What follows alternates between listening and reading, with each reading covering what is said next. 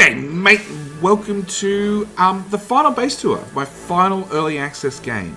It's been a long time playing early access, but we're finally going to go into our final release in the upcoming next couple of days. It actually comes out on the 30th, so if you've got a copy of Oxygen Not Included, on the 30th, final release of the game comes out.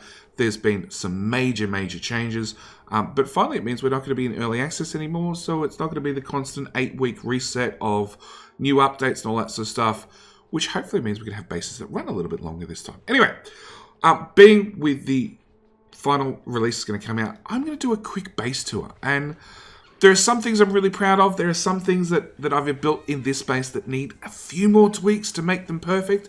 But I just want to go through and show off some of the highlights. And then right at the end, all those screenshots that have been happening through this whole series, I've actually put them together in a pretty little time lapse. I really hope you guys stick around for that part, because that's really interesting to see how I dug out the map and all that sort of stuff. So, we're going to start from the first thing that I really set up, which was my Draco Farm.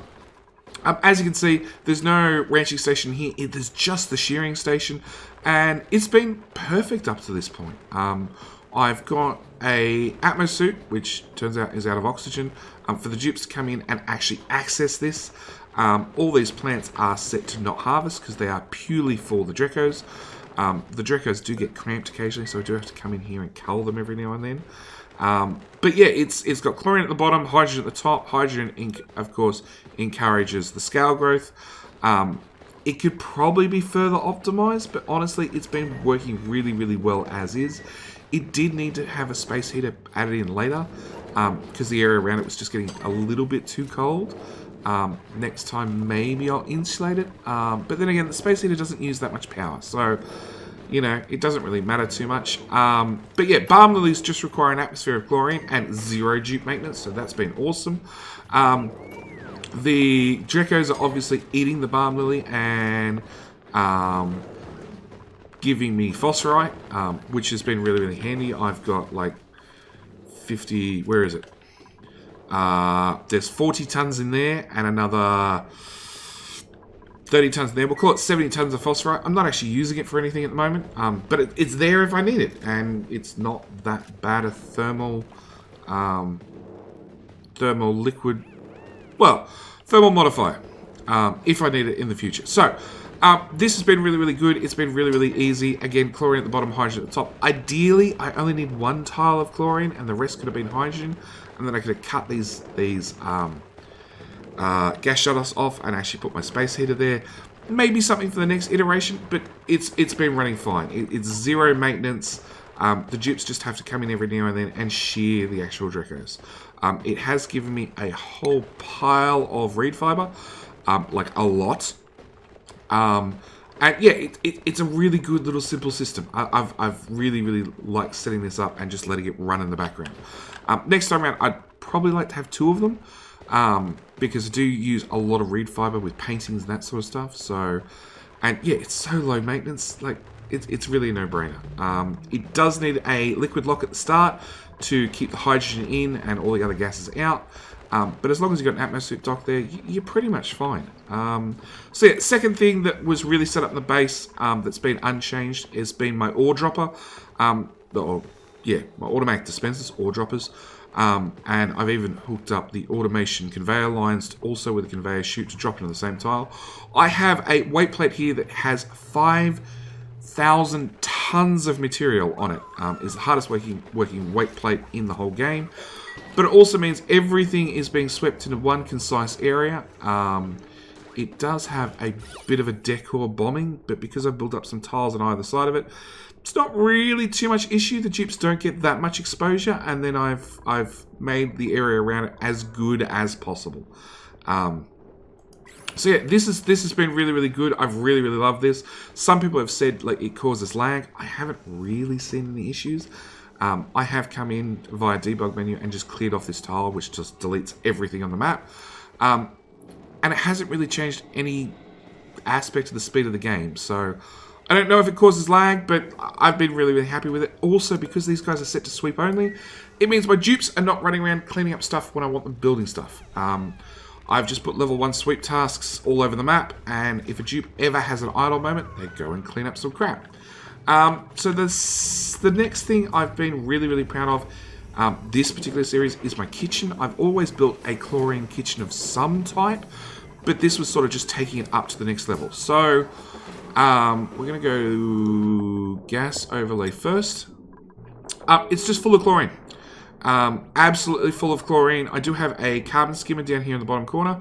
So when dupes, even though they're in atmosphere suits, when they breathe out, the carbon dioxide comes down here, gets picked up by the carbon skimmer and deleted, and the area can remain solid chlorine. The reason I use chlorine, a couple of reasons. Mainly, it kills any germs and it keeps all food in a sterile atmosphere. So I have thousands and thousands of kilocalories right here, and it's all completely sterile. It'll all last forever.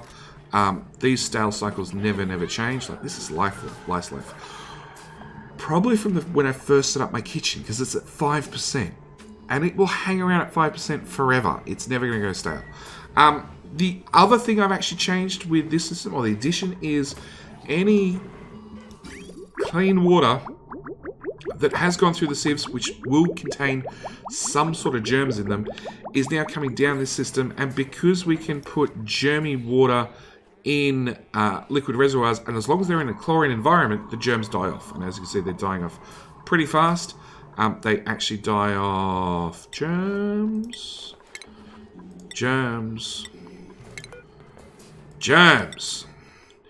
They die off at... Oh, that didn't help. Surrounded by chlorine, 100% dead per cycle. What I've actually done is I've run one tank into a second, into a third, into a fourth, which means pretty much guaranteed that all the germs have died off by the time they've passed through all 4 tanks. There's no automation hooked up.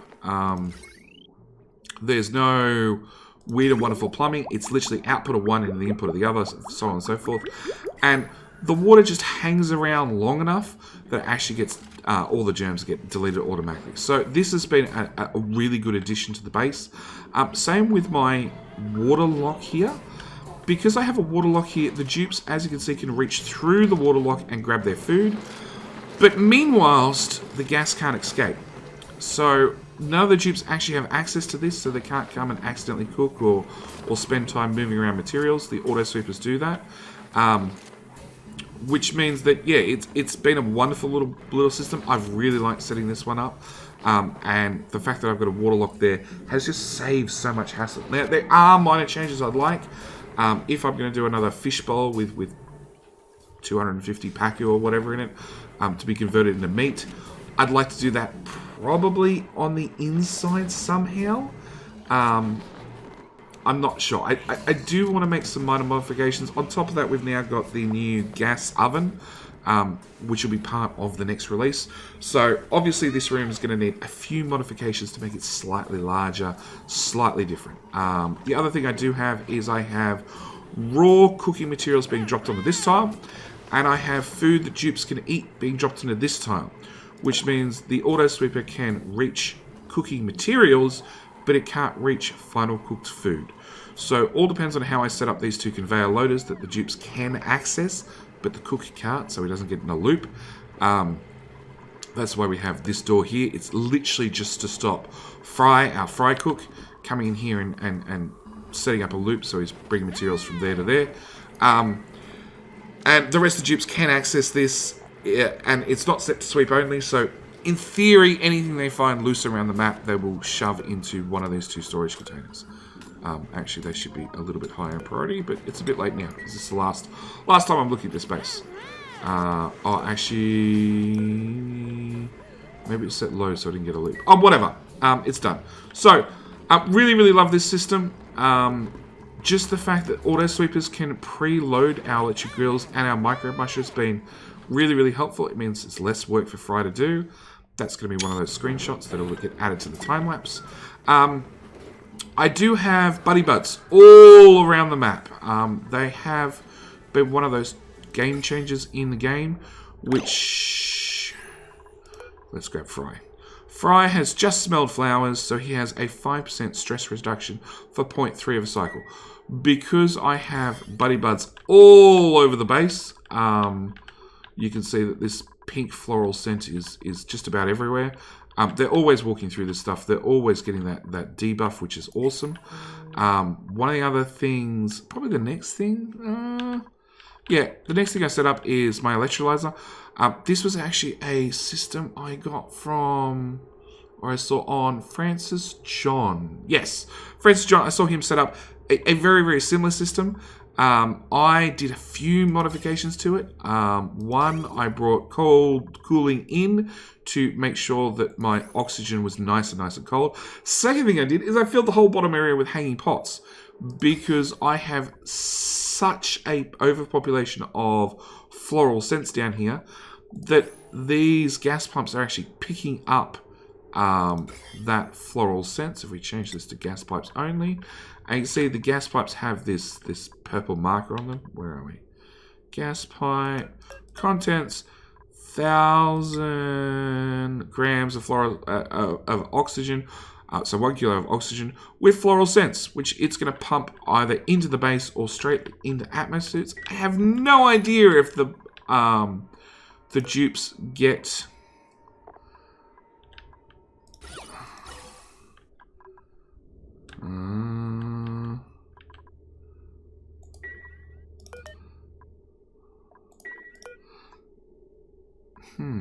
I have no idea if the dupes. Oh, so I got to change overlays to see the germ info. Awesome, that's handy. Gas pipe with floral scents, yeah. So I have no idea if the dupes get. No, it looks like the floral scent germs are deleted when they go into an atmosphere. But yeah, it's been great to have the floral scents debuff moved around the whole base. It's been really, really handy, actually. First time I've ever set this one up. This is it's an industrial brick. It's all your heavy machinery in one spot. I've always tried to do something similar to this, but this seemed like the next evolution. Now we actually had steam turbines that delete a lot of heat, because that was always the problem with one of these. So going through the highlights first. We've got our metal refineries that pump out refined metal, also create a lot of heat in the pipes. These are actually looping up through this steam chamber and exchanging the heat out of these pipes. Like this is 280 degrees going out and 150 coming back in. This is running steel. This is actually the hottest one of the lot. A lot of these are actually idle that haven't been running some time. But yeah, the steel one's very, very hot, and we're just dumping that heat straight into the steam zone, which is, of course, heating up the water, creating steam, and then running it through our steam turbines and pumping it back out. Now, I do have a lot of steam in these tiles, a lot of steam in these tiles. Turns out that really doesn't affect the way they work. It may mean I'm losing some sort of efficiency. But there's almost a ton of steam in some of these tiles. It's a little bit ridiculous. So I may be losing some sort of efficiency because I have too much pressure. It's something that I could just run these pipes out sideways. It's something that probably needs a little bit more experimentation. But yeah, something to consider. I also have my thermal aqua tuner down here in the corner. If I had a chance to do it again, I'd probably put it like up here between my first two steam generators. This has a lot more room to delete a lot more heat, but I just haven't had the heat output to be able to delete it. So yeah, I might end up putting this up here in a further iteration so the heat is more centralized. The whole area is very, very hot already, but I'm always waiting for the heat generated by the thermal aqua tuner to move across here to heat up the steam turbine. Along with probably using some better insulation, because I know I'm losing a lot of heat, both up and down. So, yeah, further thoughts for next iteration. The thermal aqua tuner is, of course, pumping around some polluted water, rather, bringing it in like 0 degrees and cooling it down to -14, basically bringing it about as low as we can, and then running it through this whole loop, which is not only cooling down our steam turbines by a lot, but also cooling down our natural gas generators, our petroleum generators, hydrogen, coal, the whole works. These are all set up to smart batteries and different power generation kicks in at different times, depending on what materials I have the most of and what ones I want to burn off. Of course, I've got a liquid pump for all the different generators that kick out polluted water, and we can then, this is pretty cool polluted water to start with. With the new update, this will all be 40-degree polluted water that I'll have to deal with. But because I have this cooling loop coming through and actually running through this bath, it's bringing the temperature of this polluted water way down as well. I'm not at risk of it freezing, but it's getting really, really cold. And of course, that gives me something to do with that polluted water, either for further cooling around the base or for whatever reason. Finally, got an oil refinery down at the bottom with a liquid reservoir in, liquid reservoir out. One thing I would have liked to have changed this was a bit more of a decor buff, because obviously Martin, who's choosing to run it this time, has a horrible, horrible, horrible decor just whilst he's in here. If he gets sent anywhere else at the base, of course I pick a dupe with a bad example. Most of the dupes have a decent decor over the last couple of cycles. So this is something I'd like to change, along with I've done a liquid lock for each of these different access levels. Honestly, next time around, I'd like to leave myself just a little bit more room at the start and do one liquid lock and then a ladder up and a ladder down. Obviously, the whole area is filled with carbon dioxide because I can, and it stops this polluted water off-gassing. Of course, I've got a pump hooked up to automation that's just going to dump the carbon dioxide out and dump it down to slicksters down the bottom. And yeah, the oil refinery, same story. It's in a natural gas atmosphere with an Atmos sensor. Anytime we get over 3 kilos, we pump that out and we feed it into the natural gas generators. As you can see, everything just ticked in because my batteries obviously got low enough. So yeah, this has been something I've been pretty happy with. The polymer presses, after upgrading them to the top one to steel, the bottom one was running fine most of the time. Again, they're coming through the exact same cooling loop. They've been pretty good, not perfect, but pretty good. I think there's a few more improvements I can do here, and they've been running pretty much non-stop. I have 20 tons of plastic plus what I've already made. Maybe they could do it with a tweak, maybe they couldn't. The other thing I left myself room for is power control station. So the idea is you can use these guys to put in microchips into the power generators to get a 50% boost out of the power generators. I don't know whether that's actually necessary, but it's always been a good option. I've left myself the space with the idea of either after we get to space and we get free iron, or we find a gold volcano, we can actually have these guys run and provide those microchips. They only cost 5 refined metals, so it's not a lot. So yeah, it's something that I left room for but never actually built. We've just got like the oil biome and all that sort of fun stuff down there. My glass forge still needed a lot of tweaks. It was far from perfect. I did have this lovely gas filter here, which I could pump anything into, and I did. And it would kick out, like, polluted oxygen went straight to the puff farm, which, again, not going to cover this time. It's pretty good. It needs a little bit more optimization. Obviously, puffed eggs, because no, you're all happy. Obviously, the eggs need to be shipped down here, preferably automatically, because I have the auto supers there. But yeah, the puffs have just been chewing on all the polluted oxygen I can feed them, which basically deletes it off the map and turns it into slime. And consequently, I have lots of slime to feed lots of mushrooms to just have that food perpetuated. Obviously, there are more things I could do, but yeah, it's worked out well so far. The hatcheries are pretty self-explanatory. It's an auto sweeper. It's however many tiles it is. 9 by 10, so it's 90 tiles of 96. I could pop the top up and give myself those extra couple of tiles.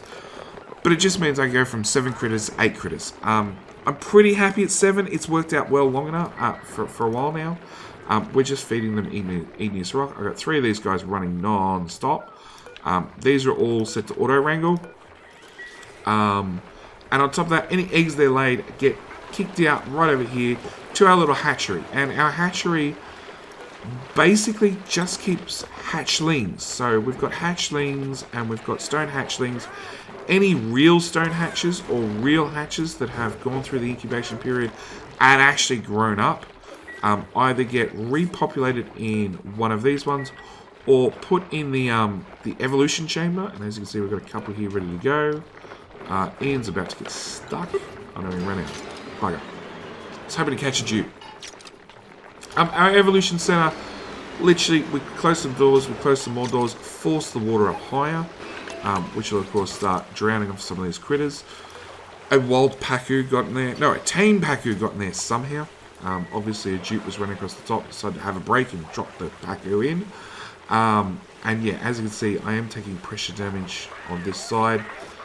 It's something I'd like to fix by just using airflow tiles all down the side. Never got around to it. Definitely for my next playthrough, I'm going to need another evolution chamber because these are so handy. All they do is they convert all your critters into fresh meat, and I have an auto sweeper here to clean up the remnants. I'm going to do a screenshot at the end of the cycle. Come on, guys, evolve. Because yeah, at this point it's all about cutting down dupe labor. There we go, mass evolution. Auto Sweeper is going to pick it all up, ship it out on the conveyor rail, and it's going to be shipped straight over the kitchen automatically. So yeah, that was another thing I really liked. Obviously, it still needs some improvement, but it was a good start. And the puffs should also evolve eventually. They never actually say they're drowning, but I've seen them drown.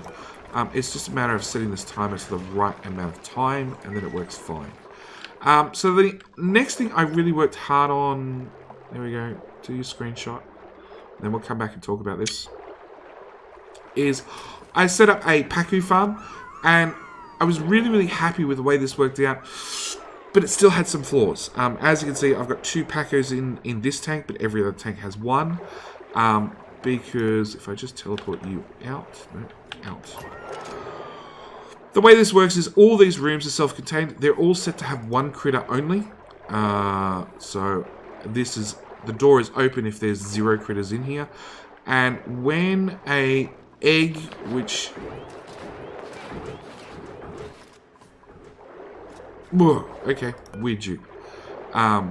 When a egg is laid down here, it gets shipped up here, dropped out of the conveyor chute, auto put into one of these incubators, if the auto sweeper can reach it, and then Dupe will come along, give these eggs a lullaby, and then we'll have a fish hatch. The fishes get dropped in these fish releases, and I do admit the only thing I didn't try is the max rate of 1 critter. Which could just fix all my problems. But then again, these all say storage 0 of 1. So, yeah, I don't know if this actually works, because I don't know whether it's reading the room above or the room below, because technically, where are we? Room overlay. Technically, they're in 2 different rooms. And if I want to have the critter sense of work, they need to be in 2 different rooms. So, I don't know. I don't know what the answer is for here. But I tried just locking the dupes out. And if we teleport you back. Lock the dupes out. It's feeding time. We're about to see all of them rush over and grab their food. You've got the right idea. You're lazy. Oh no, there you go. So, what we've got is we've got to wait for the dupes to get in and add 1 critter to this pool, no more. And then at the same time, they have a access door to leave. Because dupes were getting stuck in this system. Wasn't always the case, but it was sometimes the case. They were just getting themselves jammed in here. So the Pacu farms themselves, we've just got a fish feeder set to 1 kilo. I don't want to feed the fish any more than that.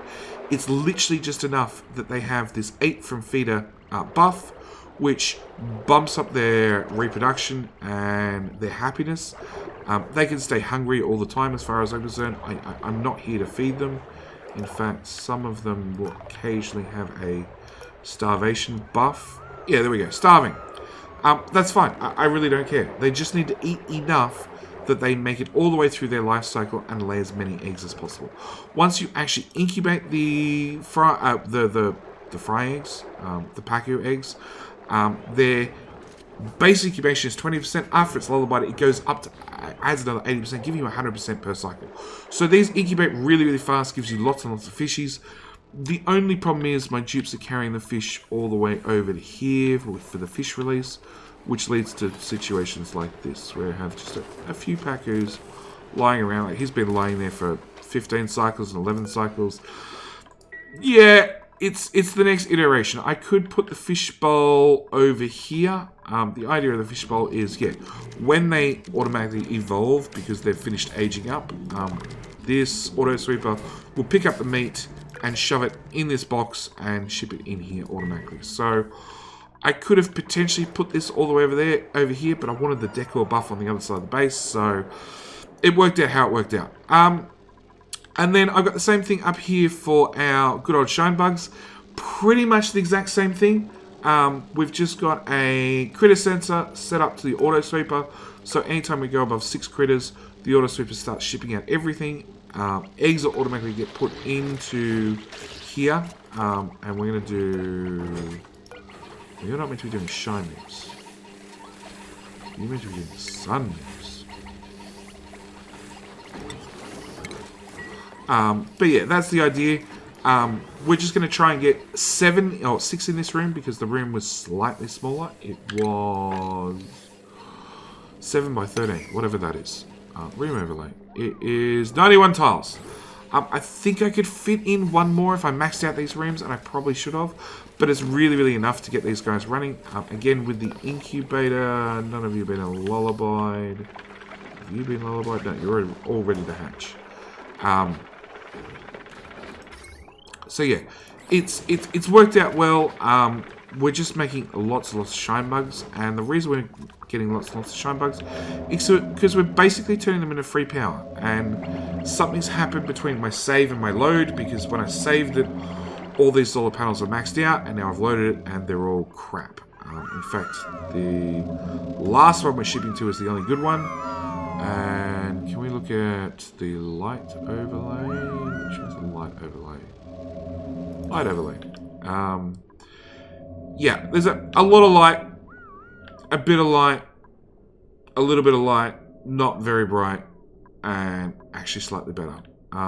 So yeah, the idea with these is I'm just dumping shine bugs into the center pile, and I'll show you that in a second. And we're just pumping that power into the solar panels for free power. I do have 1, 2, 3, 4 running, and that is populating enough of the world with plenty of shine bugs. Same, they're much like Pacu.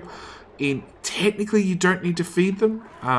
The food that they start with is enough to get them through to the end of their cycle. Can I get to a fairly old Pacu? Well, there we go. This guy is been here for 23 cycles. He's still got 73 calories left. He's obviously going to run out of food at this stage, but his reproduction is still 7% per cycle. So he's already laid 2 eggs during his lifetime. This is now a self-propelling system, so it's going to forever have more and more eggs added to the system. And all these were the same. If I go to this one, we can sort of see what we've done. So I've done window tiles all the way around. And then I've put in some water here at the corner to stop the shine bugs being able to path. These guys, if I click show notification, nothing happens. They are literally stuck inside this one tile, which means my game does not have to calculate their pathfinding, which is an awesome saving. And then I've put a door on top to stop them flying out, obviously. All the doors are locked to make sure no accidents happen. And if we go to a conveyor overlay, I'm taking my eggs out of these systems, shipping them down and straight into, well, there you go, one egg just hatched. Shipping them into a conveyor shutoff, which is currently automated by me changing this hydro sensor. That's sort of the best automation I can do, but it means I can choose where they're going to go next.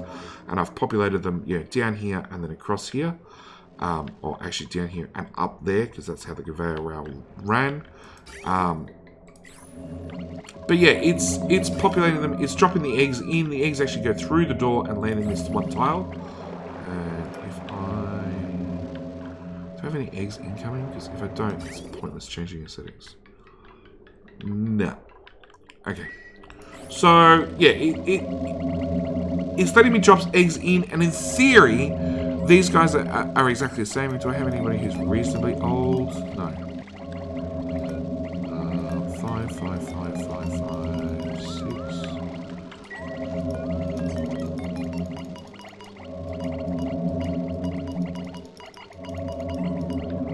No. Let's try this one real quick. So they're all 5 cycles old, so I'm willing to bet something's happened.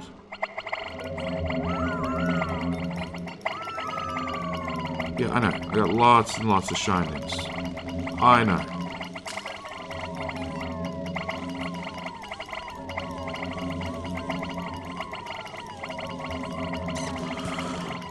Okay, everything is like 5 or 6 cycles old. So yeah, something's happened in the game and I've lost all my shine nymphs. Thank you, Oxygen Not Included, for your save file management. Anyway, yeah, we just pump this area full of shine nymphs. The calories they start with is enough to get them through, you know, we've got 8 calories per cycle. They've got 200 and something calories. That's enough for, what, 20 cycles? Oh, living another 20 cycles. It's fine. On top of that, they're going to lay a egg every, what, they're going to lay 2 eggs during their lifetime, or at least 1. So this is enough to keep this populated, so on and so forth, and we just rinse and repeat the process.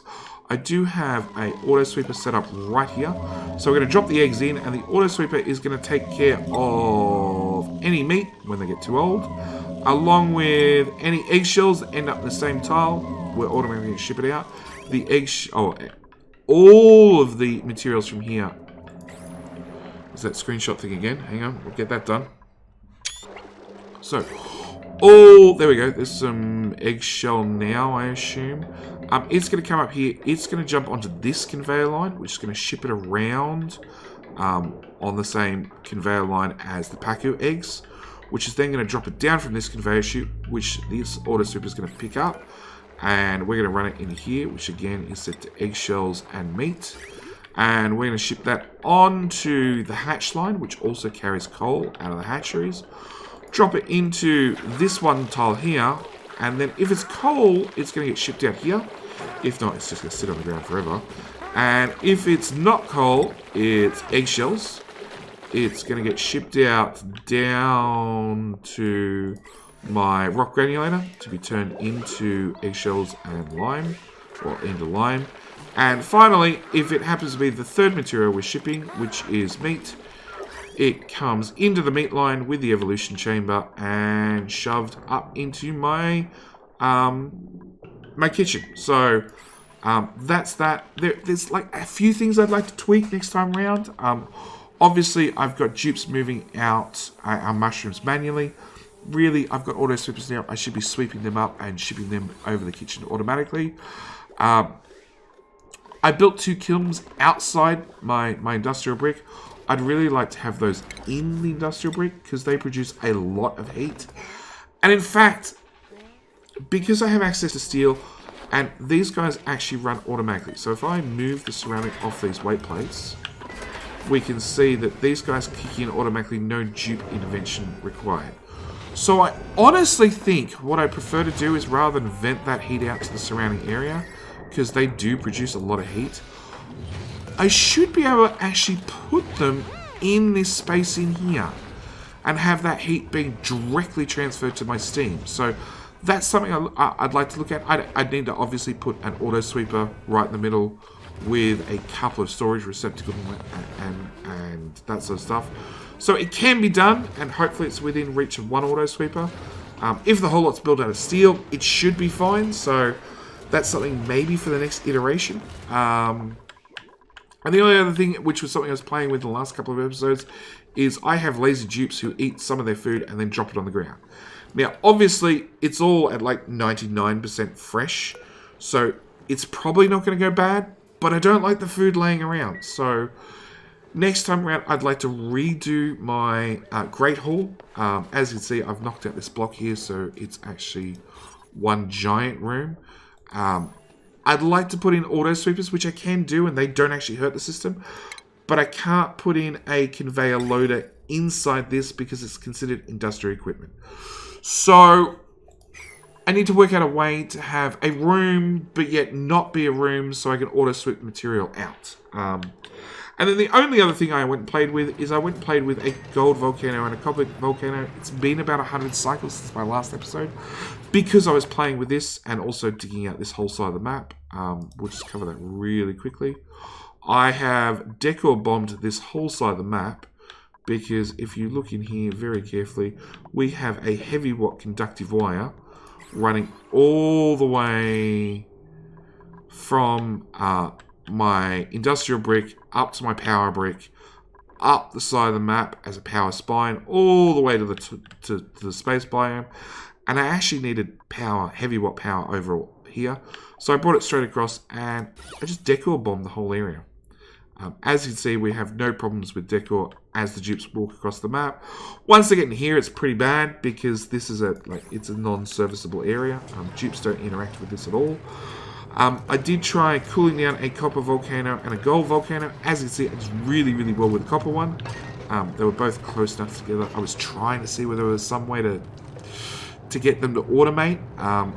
There probably is, but I need to keep this liquid up here thermally insulated and as a liquid before dropping it down into this cold area. We've got a copper volcano going right at the moment. So we're outputting copper. What's this? 12 kilos at 2,200 degrees. And this copper just got shipped out at 166. Conveyor overlay. Temperature overlay. That's probably a better indicator. So it's still really warm. And is not cooling down terribly well. Oh, it's what?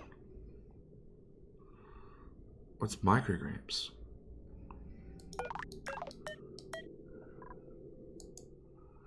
Okay, let's look at the real bit of copper, which is grams. It's cooled down to 20 degrees already. Obviously, there's a bug with the micrograms one. But yeah, this is how I end up setting this up. Just by having some water at the bottom, which is obviously going to turn to steam. I tried running it through steam turbines. Didn't really work out terribly well. But the steam is handy that it sits on the ground, which of course is where the liquid metal comes out. It does contact the metal directly, so it heats up and transfers thermal mass very, very, very quickly. We've got an auto sweeper out here to grab all that metal. We've also got a robo miner here if this metal happens to turn into a solid brick. It's not really happening anymore, so I could probably get rid of the robo miner, but it's not really hurting anything anymore. We just picked up 70 odd kilos. Some amount of kilos at 1,000 degrees copper, and as you can see, as this runs through this system, it's going to vastly drop in temperature. We'll just run it through a little bit further. Down to 500 degrees already. And that's because we're running polluted water in. It gets as hot as it can, runs through 2 thermal aqua tuners, dropping the temperature by 28 degrees, and then pumping it back out. So it's coming out pretty cold. It's then obviously running through these auto sweepers and all this other machinery to make sure none of it overheats. And we're just taking the cooled, I wouldn't say cold, but definitely cooled copper out, dropping it down here onto a weight plate, which is hooked up to these guys. So if there's weight on here, these guys will not pick up material at all. So I don't end up with a situation where I have tons of material here waiting to be cooled down. But yeah, all this material is going copper. So refined copper's down here, like it's 120 degrees of dropping. The auto sweeper gets very, very confused, which was sort of a design feature. So we're going to cool down the copper. At the same time, we're going to heat up this temperature sensor. Once it hits 40 degrees, it's going to turn off that auto sweeper, which is generally before anything ships out, apart from maybe micrograms of metal. But yeah, when the metal heats up, cools down enough that the temperatures sensor comes down in temperature, it has to remain at that temperature for longer than 30 seconds because awning has a habit of the temperature going down by degrees, then up, then down, then up. It takes a long time to stabilize. So yeah, just put in a little bit of a buffer timer, so it has to be 30 seconds worth. And then the auto sweeper turns on, throws it into this conveyor loader, which is then shipping, well, there's some of it. It's now 62 degrees. That's our micrograms. That's our other one. So it's down at 36 degrees. Ships it all the way down. And then drops it back in our great... our hardest working weight plate in the game. So yeah, that's pretty much it for this base tour. I got a lot done. I would have liked to have got more done. Obviously, I would have liked to have played with space. But like the last 100 cycles took a number of hours to just sit through. There was some building, like I dug out this whole area. I finished digging out this area. There was some things going on. I probably spent 80 cycles playing with this, just to see how it worked and see if there was any improvements I could make. It is running pretty good. I would obviously like to use better thermal materials in the future. I forgot about the heavy conductive weight joint plate is obviously going to transfer that heat out, which then I'm running a cool pipe over, which is sort of pointless. So yeah, there were definitely some things I'd like to do different. Obviously the copper solidifying up here was definitely not a design intention. I could use some doors down here and make sure it liquefies and then drop it down through the doors to keep this area hot and this area cold. There's definitely some changes that could be done. Potentially, I could even have the hot metal output at such a heat that it turns water into steam that just runs a steam turbine and deletes the temperature that way. And then have a separate system that further cools the metal, same as what I've done here, and also has an Aqua tuner that cools the original turbine plus its own turbine. There are lots of options, but that's hopefully something we'll get to in the next series of Oxygen Not Included. I actually can't wait for this update to come out. There will be videos, as I said, like right from square one, I expect. Where are you going with that shine bug? Follow cam.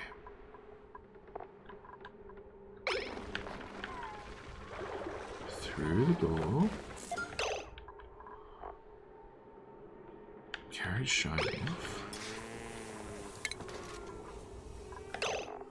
You just dropped it. You dropped it somewhere. Like, this does not have auto wrangle on.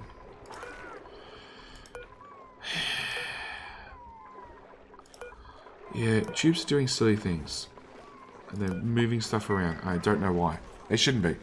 Maybe it's fixed in the update. Anyway, like I said, I'm going to do a time lapse now. This is the last 324 cycles. Taking a screenshot at the end of every cycle. They're all going to be stitched together. Pretty time lapse. Hope you guys enjoy. And I really, really hope I see you guys in the next series. I cannot wait. Thank you guys so much for watching. And I'll see you guys then. Oh, and a special thanks to all my Patrons. Every single duplicant in this series has been named after either a Patreon supporter or a Twitch supporter. All your names are there. Meep's the only one who's special, who is just Meep and myself. Every other one is, as I said, either a Patreon supporter or a Twitch supporter. Thank you guys so much. As always, with a new series, I'll be taking the names straight from Patreon, as always. And I will see you guys in the next series. Thanks for watching. Bye.